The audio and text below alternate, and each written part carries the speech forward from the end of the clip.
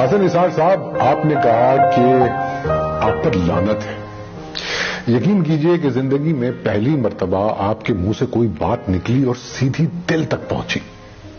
آپ نے خود پر لعنت اس لیے بھیجی کہ آپ نے بغیر سوچے سمجھے پی ٹی آئی کی حکومت کو سپورٹ کیا.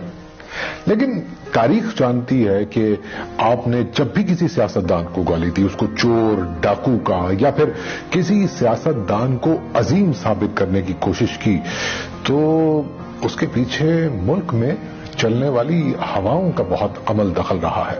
پتہ نہیں اب یہ کون سی ہوا چل پڑی. بقول آپ کو پی ٹی آئی والوں کی بدتمیزی پر غصہ آ رہا ہے، لیکن یہ بات بھی سچ ہے کہ آپ اس جمہوریت مخالف ہراول دستے کے سپوکس مین رہے ہیں جنہوں نے اس ملک میں سیاستدان کو گالی دینے کی روایت ڈالی. آپ نے بغیر ثبوت کے نواز شریف کو چور کہا، جسے آج ملک کی سب سے بڑی عدالت نے معصوم قرار دے دیا ہے. آپ نے بغیر کسی دلیل کے آصف علی زرداری کو ڈاکو کہا، جس نے آج آپ کی فیوریٹ سیاسی جماعت پی ٹی آئی کو ناکو چنے چبوا دیے ہیں. سچ تو یہ ہے کہ اس ملک میں سیاستدانوں کے ساتھ آپ سے زیادہ بدتمیزی اور کسی نے نہیں کی.